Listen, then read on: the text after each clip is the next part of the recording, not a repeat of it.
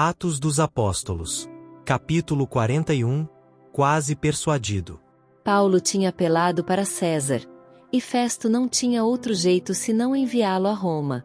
Mas algum tempo se passou antes que pudesse ser encontrado um navio oportuno, e como outros prisioneiros deviam ser enviados com Paulo, a consideração de seus casos também ocasionou demora. Isto deu a Paulo oportunidade de apresentar as razões de sua fé diante dos principais homens de Cesareia, como também perante o rei Agripa II, o último dos Herodes. E, passados alguns dias, o rei Agripa e Berenice vieram a Cesareia, a saudar Festo. E, como ali ficassem muitos dias, Festo contou ao rei os negócios de Paulo, dizendo: um certo varão foi deixado por Félix aqui preso, por cujo respeito os principais dos sacerdotes e os anciãos dos judeus, estando eu em Jerusalém, compareceram perante mim, pedindo sentença contra ele. Atos 25, versos 13 a 15. Ele esboçou as circunstâncias que levaram o prisioneiro a apelar para César, contando do recente julgamento de Paulo perante ele, e dizendo que os judeus não tinham apresentado contra Paulo nenhuma acusação das que ele supunha, mas algumas questões acerca de sua superstição, e de um tal Jesus, defunto, que Paulo afirmava viver. Havendo Festo contado sua história, Agripa tornou-se interessado, e disse: bem quisera eu também ouvir esse homem. Conforme sua vontade foi arranjada uma reunião para o dia seguinte. E, no dia seguinte, vindo Agripa e Berenice, com muito aparato, entraram no auditório com os tribunos e varões principais da cidade, sendo trazido Paulo por mandado de Festo. Atos 25, versos 19, 22 e 23. Em homenagem aos visitantes, Festo buscara tornar a ocasião bastante aparatosa. As ricas vestes do procurador e de seus hóspedes, as espadas dos soldados e as brilhantes armaduras de seus comandantes, emprestavam brilho à cena. E agora Paulo, ainda algemado, achava-se diante do grupo reunido. Que contraste era aqui apresentado! Agripa e Berenice possuíam poder e posição, e eram por isto favorecidos pelo mundo. Mas eram destituídos dos traços de caráter que Deus estima. Eram transgressores de sua lei, corruptos de coração e de vida. Sua conduta era aborrecida pelo céu.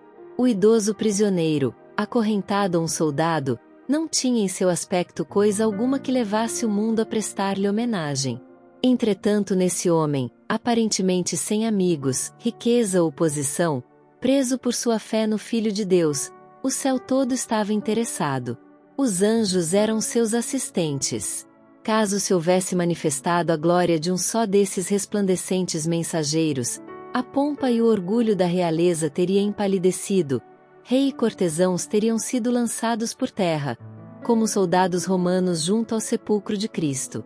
O próprio Festo apresentou Paulo à Assembleia com estas palavras: Rei Agripa, e todos os varões que estáis presentes conosco, aqui vedes um homem de quem toda a multidão dos judeus me tem falado, tanto em Jerusalém como aqui, clamando que não convém que viva mais.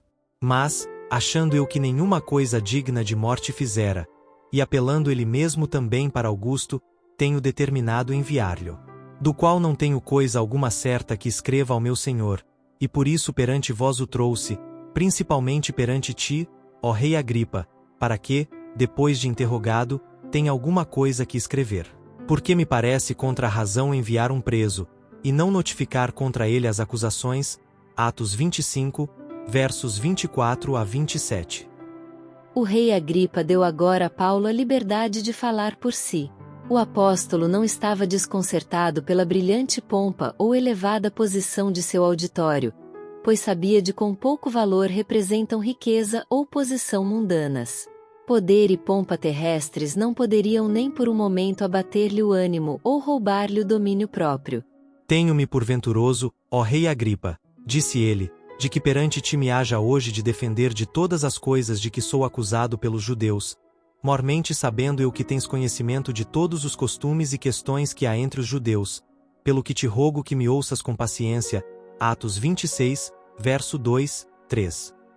Paulo relatou a história de sua conversão de obstinada incredulidade à fé em Jesus de Nazaré como o Redentor do mundo. Descreveu a visão celestial que a princípio o enchera de indizível terror, porém mais tarde provou ser uma fonte da maior consolação, uma revelação de glória divina, no meio da qual estava entronizado aquele a quem ele desprezara e odiara, cujos seguidores procurara mesmo levar à destruição. Desde esse momento Paulo se havia tornado um novo homem, um sincero e fervoroso crente em Jesus, a isto chegando pela transformadora misericórdia. Com clareza e poder Paulo traçou perante Agripa um esboço dos principais acontecimentos relacionados com a vida de Cristo sobre a terra. Sustentou que o Messias da profecia tinha já aparecido na pessoa de Jesus de Nazaré. Mostrou como as Escrituras do Antigo Testamento haviam declarado que o Messias devia aparecer como um homem entre os homens, e como na vida de Jesus se havia cumprido cada especificação esboçada por Moisés e os profetas. Com o propósito de redimir o mundo perdido, o divino Filho de Deus, desdenhando a ignomínia, suportou a cruz e subiu ao céu, triunfante sobre a morte e a sepultura. Porque, raciocinava Paulo, parecia incrível que Cristo ressuscitasse dos mortos. Uma vez assim lhe parecera, mas como poderia descrer daquilo que ele mesmo havia visto e ouvido? À porta de Damasco havia sem qualquer dúvida contemplado Cristo crucificado e ressurgido, o mesmo que tinha palmilhado as ruas de Jerusalém, morrido no Calvário, quebrado as ligaduras da morte e ascendido ao céu. Tão seguramente como Cefas, Tiago e João, ou qualquer outro dos discípulos, tinha-o visto e com ele falado. A voz o intimara a proclamar o evangelho de um Salvador ressuscitado, e como poderia desobedecer? Em Damasco, em Jerusalém, através de toda a Judéia e nas regiões distantes, havia ele testemunhado de Jesus, o crucificado, mostrando a todas as classes que se emendassem, e se convertessem a Deus, fazendo obras dignas de arrependimento.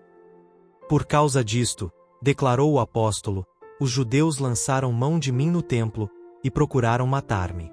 Mas, alcançando o socorro de Deus, ainda até ao dia de hoje permaneço, dando testemunho tanto a pequenos como a grandes, não dizendo nada mais do que o que os profetas e Moisés disseram que devia acontecer, isto é, que o Cristo devia padecer, e, sendo o primeiro da ressurreição dos mortos, devia anunciar a luz a este povo e aos gentios. Atos 26, versos 20 a 23. Todos os presentes escutaram encantados a narração feita por Paulo de suas maravilhosas experiências. O apóstolo estava falando sobre o seu tema predileto. Nenhum dos que o ouviam podia duvidar de sua sinceridade. Mas no momento de sua mais persuasiva eloquência, foi interrompido por Festo, que exclamou: Estás louco, Paulo, as muitas letras te fazem delirar. O apóstolo respondeu: Não deliro, ó potentíssimo Festo, antes digo palavras de verdade e de um são juízo.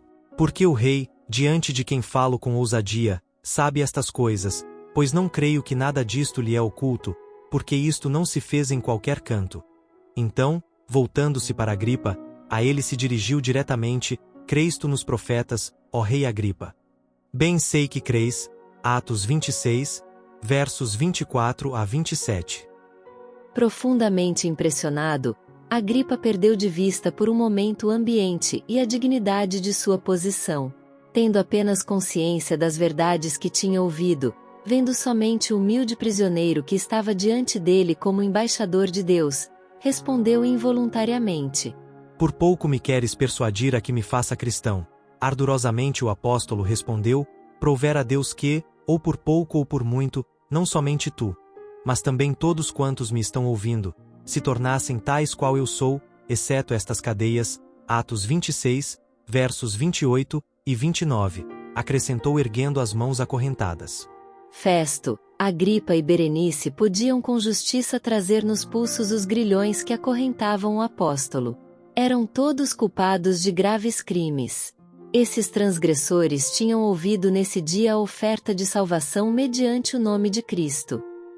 Pelo menos, estivera quase persuadido a aceitar a graça e o perdão oferecidos.